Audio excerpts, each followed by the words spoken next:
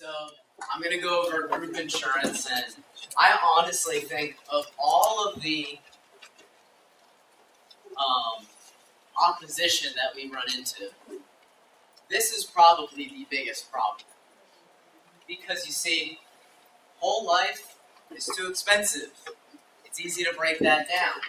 Universal life, it's more expensive. It's easy to break that down, and you don't have to sell them on getting private insurance. But like a lot of times with group coverage, you know, we're competing against what on face value looks like it might be almost the exact same thing, or in the short term a little bit cheaper because they're not old yet.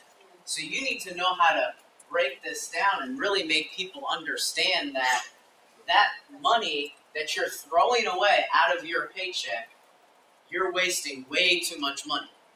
Because even if you're paying $1 towards group insurance, you're wasting your money.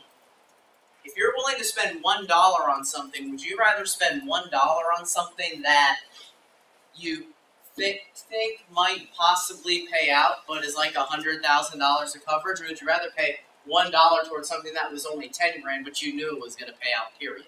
Yeah. See, because when there's a lot of fine print, when there's a lot of what ifs, when there's a lot of buts in a contract, who always wins? The insurance company.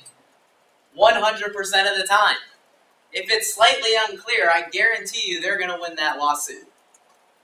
Just this much. So we have to make people understand that what they think they have and what they think they're protecting their family with is not reality. So you can just pull up all the slides because I thought I'd have it quicker. So you have to understand why it's true. You have to know. There's a lot of cases where group claims don't pay. Maybe there's somebody in here where their group claim didn't pay to somebody in their family or friends. You have to know the stories because the stories make it very real. And if you're not convinced that group life insurance is no insurance, you're going to back down at the kitchen table if the client says the smallest thing because you're going to start doubting yourself. So the first thing you have to do is you have to be convinced. So, why is it no insurance? First of all, the trend. How have employee benefits been changing? See, do you see in the news right now, you know, employees getting paid way too much money? Benefits, unreal. People are just getting wealthier every second, and companies are just doing so much for employees. Who here has read that article? Yeah. So, what is the reality? It's companies taking away benefits, taking away anything extra. They realize that if they can't get away with cutting the pay, they can just cut the benefits. I mean, I heard that, and I don't know if this is true, but I just heard it. I heard Inova stopped matching their 403B. It's true. There you go. That's where I heard it. So, Inova, biggest hospital system, stopped matching their retirement program. So, yes, companies take benefits away all the time. Even if somebody had the group policy that did pay out under disability the 1% of the time, well, all another insurance company has to do is go sell another policy to that employer because it's cheaper. And do you think that employer is going to care, or are they just going to realize that it's better for their bottom line? See, they can change the company on you just like this. So even if it's good now, it might not be good very quickly. As a matter of fact, if your company goes under, the policy's gone too. There's no protection for that because the contract's done if the owner of the contract is done. So, does it make sense to bet our family's financial security against an obvious trend? Another reason, you have to be employed. You have to be what is known as on active payroll. If you are not on active payroll, honestly, beyond just life insurance, a lot of your benefits ultimately become suspect. So, question you can ask a client. what are the odds of you never retiring, never getting a different job, never getting laid off, never making your position a contract position, and just dropping dead one day at your job? What are the chances of that? So if you ask that very nicely to a client, what are they going to say? 0. It's very, very unlikely. And do you plan on retiring one day? Because if you retire, it's gone. You have no option to keep any kind of insurance after retirement. Now, what do we do if a client says, oh, well, I can keep it if I leave? Well, exactly. Do you have it in writing? And you know what? They may be telling the truth. But you see, if they were paying $50 a month, because honestly, I don't really that commonly come across people who have the basic amount. I'm usually arguing with them maximizing their life insurance benefits at their work. So they're paying for it. It's not free. And if you just take a look at the premium change when they take it with them, it's 5 to 10 times more expensive if it's still term, or you can convert it to whole life, which is 5 to 10 times more expensive anyway. So is it portable? No. Because are you going to pay that premium, Mr. Client? No. Well, that means it's not portable, because you are not going to keep it. So wouldn't it make sense to have a policy you control versus one that they control? Flip to the next page. So, with the needing to be on active payroll, see, if you get cancer or hit by a car and you're in the hospital, when you don't show up for a few weeks in a row, you go on disability if the company offers it. And a lot of companies do. And you know what? Your family's going to be thankful for that. But when you go on disability, you lose your life insurance. See, we get life insurance to protect ourselves no matter how or when we die, or we want to have control of that. But if something happens beyond your control, you go on disability, you lose it. See, so if you're paying all this money for group insurance, I know it might seem a little bit cheaper. See, well, I know that your group insurance seems really, more affordable than private insurance now. But you see, if you go on disability and you lose your life insurance, what were you paying for? Nothing. And I'll wait for them to answer. Nothing. Do you want to pay for nothing then? In some cases, would they ever have disability and they get the life insurance? No. Never. I mean, if they're paying a ridiculous amount off of their payroll, then of course, because, see, you just have to use common sense. If the group life insurance is cheap, the disability is cheap, and everything just seems like it's such a good deal, do you really think employers love their employees that much that they can hemorrhage money paying for their benefits? So if it's cheap, there's a reason it's cheap. It's all intertwined. So there's just no way that that's true. And there's no such thing as being cheaper because you're on a group rate with life insurance. It's like, no, that's not true at all. Because technically speaking, when insurance companies are writing up individual policies, you're on a group rate of 4 million people with Primerica. Even though they underwrite you individually, that's how they got to the premium they did. So there's no discount to it. As a matter of fact, group insurance, in every single policy I've ever seen, by the time they start hitting their 40s, it becomes more expensive than private. Period. Alex, your mom, we replaced her group, and it was cheaper day one. Yep. So when they're in their 50s and 60s, not only is the portability thing, it's like, we're also cheaper when they're older. Don't let them say, oh yeah, we get a good deal. It's not a good deal. If it's a good deal, okay, great. Do you have that in writing? let's see. And because if it's a good deal and you really don't care about the what ifs and all you care about is a good deal, wouldn't you want to save some money? So it's just like there's nothing good about group insurance. We want to get something that we control that'll pay out no matter what. Go to the next. Okay.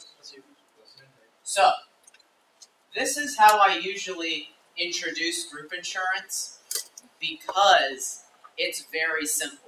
See, honestly, everything I went through on the front end was partly to convince the people here. Because if you accept what the client is saying as, you know, the truth, I mean, that's not good. Like, you know, I'll sit down with a client, and I'll go through the risks of group insurance, and if they say something, I'll still say at the very end, it's like, hey, look, you know, Gina, I understand if, you know, you can't implement, you know, what we do right now, but you do understand that this doesn't change your group insurance, and do you see how it puts your family at risk? And you are totally comfortable doing that. Because if you are, then that's fine. Will you repeat that? What was the first thing you said? To Gina? Yeah. So, like, if for me, I go on an appointment, and honestly, if it's somebody that I'll probably never see again, so maybe I'll, honestly, as a trainer, if I'm going to see somebody's mom, I'm going to be nicer about it because I'm going to have Gino say it once he's convinced. You know what I mean? Because I'd rather not burn bridges just to get a sale. At the same time, the truth is the truth. The trainee's convinced. The trainee knows it's good. Trainee's going to see mom every day. Trainee's going to be like, Mom, you're still taking a risk on your family. This did not change. And I can't even count how many sales I've gotten where I've done the appointment on purpose, not really been too aggressive. The trainee understands, like, well, no, my uncle needs to do this. It's like, they need to do it. Like, the money's almost a non-issue. Like, the trainee knows they're going to get paid, but, like, that second, they know their family's at huge risk. They know that if uncle doesn't pay, mom and dad pay. If uncle dies. So then the trainee just goes through and they can be more aggressive. But you see, if I'm just going on an appointment and I know I'm never going to see them again because it's a really loose referral, that's where I'll have that conversation of just, you know, Gina, I understand that you feel like this is something that, you know, maybe you can't implement right away. I mean, at the same time, you know, why are you spending all this money towards group insurance anyway if your budget's really tight? And because if you keep paying for that, you realize you're still putting your family at risk of what I just said. So, I mean, is that something that you are comfortable with? See, if they're not if they're comfortable doing it, I'm gone because they're idiots. There's ignorance and then there's idiocy. If somebody doesn't even, because here's the thing, if they just say, I want to see the fine print first, that's reasonable. They see the fine print, realize I'm right, and they're still saying it, they're idiots. Yeah. One thing is, when you go out on maternity leave, if that's considered short-term disability, you lose your coverage. And that's one thing that you can bring up for new families. There you go. Another added little thing. Maternity leave counts because you're not on. Once you see, here's the thing. Somebody goes to their HR. Who does the HR person work for? Do they work for your company or the insurance company? Your company. So does the HR person have any sway on New York Life if they're doing your group policy? None. And the HR person doesn't know as much as they think they know that handles it. They think, I'm a benefits expert. They've never read the contract once. They probably have their 401k all out of whack too. So just because they know what programs they sign up for doesn't mean they know what's going on underneath. Now, the insurance contract, like VRS, has their insurance contract posted online. Anybody can see it. It's Minnesota Life. Minnesota Life says all those things in the print of the policy. So who's going to be right? Your HR person or Minnesota Life when the claim gets paid? Who's going to win? Because they're just going to pull to the... See, even if you went to court for it, Minnesota Life shows that to the judge, and the judge is like, okay, done. You know, you weren't on active payroll. So, this conversation is just, so, Gino, if you found a better job, better commute, more advancement opportunity, everything about it was better. You know, you already researched it, you knew it was good. And I add that in there, by the way, so they don't go, I need to figure it out first. So I said, once you've already researched it, you know it's good, would you take that position? Oh, yeah. So what happens to your group position? Right. It goes away. You can't take it with you. And most people will just say, I don't know. You just say it goes away. You can't take it with you. It's not portable. And that's the huge problem with group insurance. See, something as important as our family's protection, we don't want it to be contingent on whether we're employed at the current time or not, do we? Here's one of the scariest things about group insurance. So this is a true story, one of Samir's clients. So one of our office's clients, so you can say that, one of our office's clients, she was a widow, and her husband worked for Arlington County Police. And they paid for the maximum supplemental group benefits, and he was on his 19th year of employment. They have a 20-year pension there before you're vested, so he wasn't fully vested yet. And in his 19th year, he got diagnosed with lung cancer and got put on bed rest for 6 months. So, one, tell me what happens when you can't show up to work for 6 months? Or if you don't have disability, what do? They let you go. So, when she went to go collect the life insurance benefits, the company said, well, because he died outside of his employment, we don't have to pay. And her son had to drop out of high school to get a job to pay the bills. So it's like, we buy insurance to cover all the what ifs. You can see why group insurance just doesn't do it. You know, there's another story which I don't tell quite as often. This was another person in our office. So the husband and wife. Husband was working a corporate job. He got into an accident, got put into like a medically induced coma to save his life. He had a 4% chance of living. He was on life support for months. You know, the manager was nice enough to keep him on payroll for a period of time. But it comes to the point where you can't do that for very long. So the manager comes up to the wife and says, hey, you're about to be taken off the payroll. Once we do, the life insurance benefits are going to be gone. So the family had to make a decision. Take the 4% chance that he's going to live and lose everything because you know he'll never be insurable again, even if he lived. And 96% chance he doesn't. And most people probably want to fight for their loved one, even if it's only 4%, because that's still a chance. Or the 96% chance, which is pull the plug so they can get the insurance and keep the house. I don't want to have to make that choice. With group insurance, you could.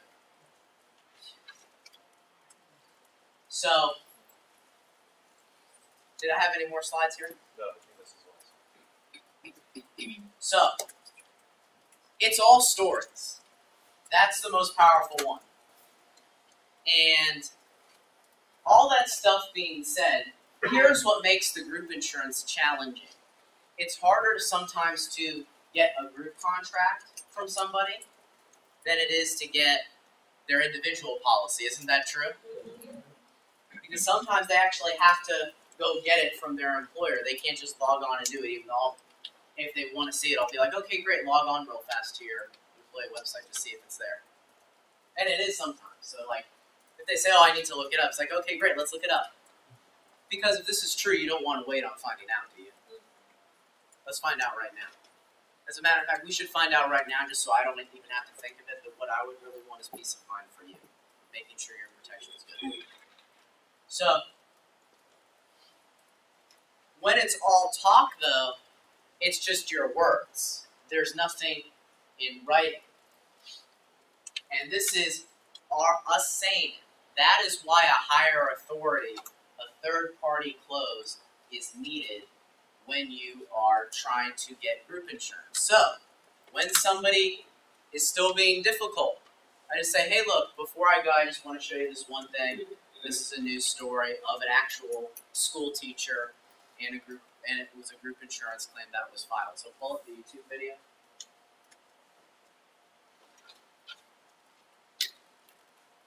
Yeah, that one. Speaker plugged in?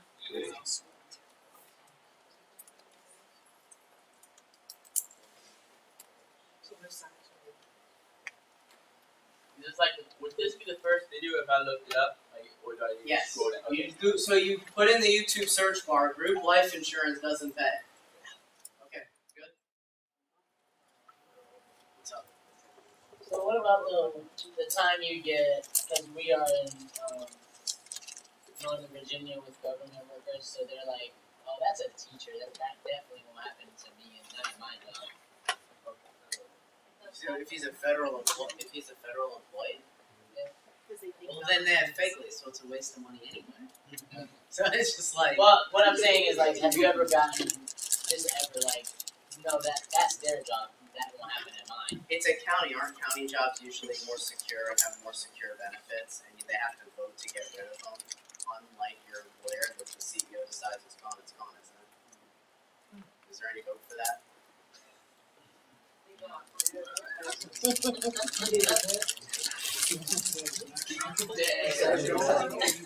She's like, no one ever asked you that. You asked these questions.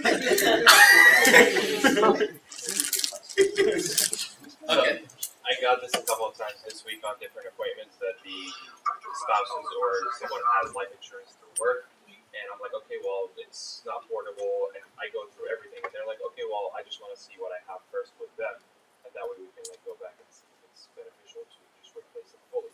How would you? Do you just go? You want to see what you have through them? I understand that because you're really just going off of what I'm saying right now. Did you show them that video? I did. Yeah. Okay. And they were so like, I just want to see it. They were like, I just want to see what we actually offer. Okay, great. Let's pull up the document. Let's log on to your site. We'll get the document. We'll see what you got. So you just go like right now. Yeah. Because this doesn't take long. As a matter of fact, I'm an expert at reading insurance policies, Omar. It's going to take a lot longer if you try to read it all yourself. I'll know exactly what page to look at. Because, like, you either want to look or you don't. Because, Omar, even if it's something you have to go get from your employer, like, if they have to get it from their employer, you know, if what I'm saying is true, how long would you want to keep wasting your money on something like that? Not anymore. Because God forbid something to happen to you, could you potentially right now be putting your family at risk if what I was showing you is true? That's right. If you're We could, right? So this isn't something that we want to delay on in terms of getting the information. We want to do this immediately, While they're still insured. right? Yeah. So can I count on you to get it tomorrow at work?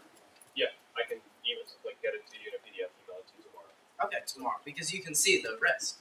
Okay. This isn't something we want to wait like 2 weeks on, right? Absolutely. Because I mean, like, especially because you're spending money on it, man. Yeah. See, it's just like sometimes I sell the nightmare, like, and this is what I use to close cash value policies all the time. It's just like, you know, you're overspending this much. How many more premiums like this do you want to have to pay? Well, since you have to qualify for life insurance, the longer we take to qualify, instead of only having to pay like one more premium to the company, you might have to pay like 2 or 3. And if you have to pay those premiums, are you going to get the money back? Let's see if you qualify. Any other questions? So, she probably was, she's a single mom, and I went to go see her, she's a federal government employee, and she was like, yeah, I know, your line is a private company, but if they go down, the government's not gonna allow them to do it, they will not. And they will not. Yeah, They will drop you in a heartbeat, because I've had it happen. she was very Okay, so she's a federal government employee. Just so you know, one thing is when you are sitting down with federal government employees, you don't want to make any mistakes if it is avoidable. And it's not a big deal, but MetLife does fake leave. But like, the reason why that's important is if you sell them, New York Life does Fegley, they go, no, it's MetLife. How do you feel at that moment? If you come across that person who knows. So, if they're saying the government will bail it out, it's like, so you want to put your life insurance in the hands of Congress on a vote. So, I mean, is that how you feel? You would want to put your family's financial well-being in the hands of Congress? How dysfunctional is Congress?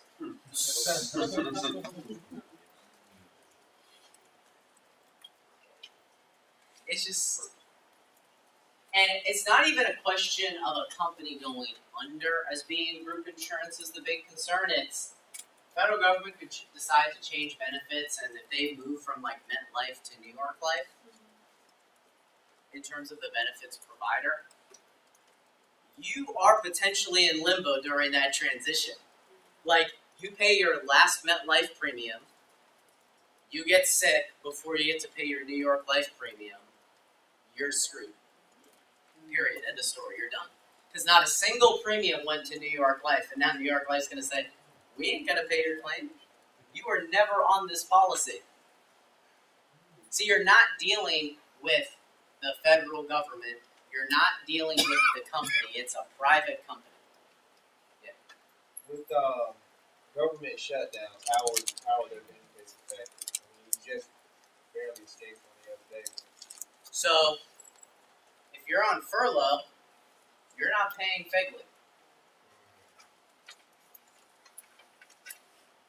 I don't know if there's any protections in place, because that's kind of an interesting situation. But if you think about it, common sense, you're in furlough, you're not paying your premiums. You're not paying your premiums. Why would the insurance company want to pay that claim?